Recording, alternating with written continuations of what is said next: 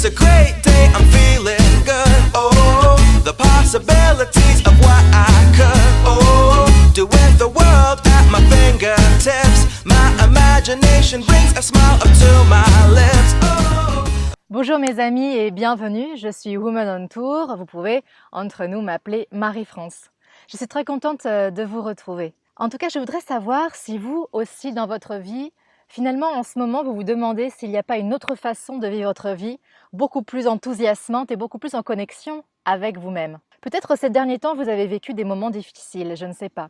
Ou peut-être tout simplement, il y a eu comme un déclic, comme une prise de conscience dans votre vie, où vous vous êtes dit, est-ce que j'ai réellement écouté mes rêves? Est-ce que j'ai réellement écouté qui j'étais au fond de moi? Qui je suis aujourd'hui et est-ce que ma vie me convient? Alors si je vous parle de tout ça, c'est parce que j'ai traversé ces périodes de questionnement et j'aimerais vous raconter mon histoire. Pour moi, tout a commencé à l'âge de 13 ans quand j'ai décidé de devenir directrice artistique dans la mode. Très ambitieux, n'est-ce pas? L'ambition que j'affichais était en contradiction avec mon monde intérieur. Au fond de moi, je ne me sentais pas comme les autres jeunes de mon âge, comme les autres enfants. Et du coup, faute de pouvoir le comprendre et de mettre des mots sur tout ça, j'ai simplement fait ami-ami avec le Calimero dans ma tête. Et pour moi, travailler, réussir dans ce que je faisais était ma seule issue pour avoir le sentiment de réussir ma vie. Alors me faire remarquer par mes résultats et mon travail était devenu pour moi un automatisme. Et c'est donc tout naturellement que j'ai mis un point d'honneur à réussir brillamment mes études, en recherchant les meilleures opportunités de stage, en recherchant les meilleures opportunités professionnelles. Et c'est donc tout naturellement que j'ai obtenu le job de mes rêves dans une entreprise de l'industrie textile où j'ai été la plus jeune cadre de l'entreprise. Pour moi, c'était la consécration, j'étais tellement heureuse, mais du coup, pas question de me reposer sur mes lauriers. Dès mon intégration, j'ai carburé à 60 heures par semaine, en négligeant, comme à mon habitude, le reste de ma vie personnelle. J'étais tellement absorbée par mon métier, par mon travail, que je ne m'étais pas rendu compte à quel point j'étais devenue une cocotte minute en ébullition sur un feu ardent. Et comme je ne savais pas comment baisser le feu, du coup je m'occupais à bloquer le couvercle et de temps en temps, ça explosait. Et je ne pouvais pas m'empêcher de faire compétition avec la poêle d'à côté ou de me comparer avec l'autocuiseur. Je vivais une telle pression au quotidien que je me sentais comme embarquée sur le Space Mountain des émotions. Et puis le temps a passé et après 2 ans de bons et loyaux services, j'ai demandé un entretien individuel avec ma hiérarchie. Parce que, entre nous, j'avais envie de franchir une nouvelle étape dans ma carrière. Oui, mais voilà, cet entretien ne s'est pas du tout passé comme je l'aurais prévu. Contre toute attente, mon supérieur hiérarchique s'est livré à une cascade de reproches. Il a critiqué et dévalorisé mon travail sans prendre de pincettes et sans la moindre compassion. Et j'étais à ramasser à la petite cuillère. Car pour moi, recevoir des critiques aussi frontales, qui me paraissaient vraiment injustes, et surtout être freinée dans l'évolution que je voulais pour moi-même, j'étais comme déstabilisée dans le seul univers où j'avais l'habitude de réussir. Et puis, c'est pas tout, je ne l'ai pas vu venir, mais quelques mois plus tard, j'ai été mise au placard. Mon quotidien est devenu une vraie humiliation face à mes collègues et face aux clients que j'avais l'habitude de rencontrer. Et je ne savais pas à l'époque qu'il y avait derrière cette situation des enjeux politiques, comme il y a souvent. Non, tout simplement, je me suis dit « ma fille, t'es mauvaise ».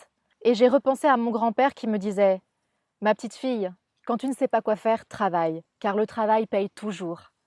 Alors imaginez l'ironie de la situation et la colère que je pouvais ressentir par rapport à ça, et une colère doublement plus grande que moi, depuis toutes ces années, je m'étais complètement oubliée, et ce dans tous les domaines de ma vie personnelle. Alors je ne pouvais plus empêcher le petit vélo dans ma tête qui me disait « tu es nul, tu as échoué ». Un petit vélo que certainement vous aussi vous connaissez, mais pour ma part, c'était même plus un petit vélo, c'était une vraie course cycliste. Jusqu'au jour où les pensées dans ma tête se sont concertées pour prendre une décision finale, mettre un terme au calvaire que je vivais. Je me souviens, c'était un soir peu après Noël. Je me suis isolée et j'ai entendu 2 voix dans ma tête, l'une luttant contre l'autre pour vivre. C'était très douloureux. Et je me suis réveillée le lendemain matin, vidée, fatiguée et surtout choquée d'avoir assisté à ce combat de l'esprit. Et je sais, aujourd'hui avec beaucoup de recul, que je n'ai pas eu en pensée des idées de suicide, non. En fait, j'ai vécu un exorcisme orchestré par mon guide intérieur, mon maître intérieur, qui a choisi de me remettre sur le droit chemin. Et je le sais aujourd'hui parce que, à partir de cet événement, tout a changé dans ma vie. Alors le premier acte symbolique que j'ai choisi de faire, c'est de refuser les antidépresseurs que les médecins traitants m'avaient prescrits. Je ne voulais pas remettre ma vie, mon bonheur entre les mains de cette petite pilule blanche. Et la décision que j'ai prise ensuite, c'est d'agir et de penser à l'inverse de mes habitudes. J'ai été en quelque sorte mon propre cobaye. Et j'ai été très surprise de voir les résultats gratifiants que j'obtenais. Alors plus j'avais des résultats positifs et plus je prenais confiance dans l'idée de devenir ma propre priorité. Aussi, au cours de mes lectures, j'ai découvert la face cachée des émotions. J'ai découvert la raison de la présence des émotions, leur signification et surtout comment les piloter. Alors aujourd'hui, je suis une petite poêle qui mijote à feu doux et je suis la mécanicienne des Space Mountain. Alors quand je monte à bord, c'est uniquement pour les bonnes émotions. Alors très rapidement aussi, dans tout ce chemin, j'ai reconnecté à mes rêves. Et j'ai même choisi de réaliser l'un d'entre eux, le plus fou, partir faire le tour du monde seul en sac à dos. Et vous savez quoi, mes amis? Yes, I did it! Et je ne pouvais pas soupçonner à l'époque la puissance du voyage intérieur que j'allais faire. Durant ce voyage, j'ai fait émerger la flamme de spiritualité qu'il y avait en moi. Et j'ai surtout ancré dans mon esprit que tout était possible dans la vie, que nous pouvions être ce que nous voulions être. On pouvait vivre ce que l'on voulait vivre. Alors vous allez me dire, mes amis, mais faut-il tout plaquer? Partir à l'autre bout du monde, voyager pour se trouver et trouver réellement son chemin de vie? Alors heureusement non. Peut-être il y a une âme de nomade qui sommeille en vous, ou peut-être pas.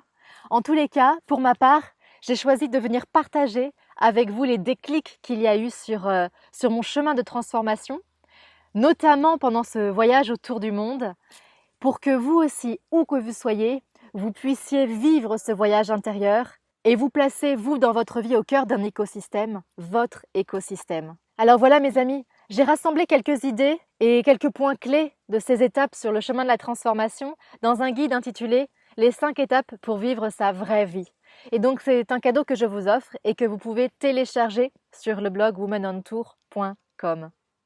Quant à moi, mes amis, je vous dis bravo d'avoir le courage de faire ce voyage intérieur, l'audace de croire que tout est possible, je l'espère, et le désir brûlant de réaliser vos rêves. Je vous dis à très bientôt. Bye bye.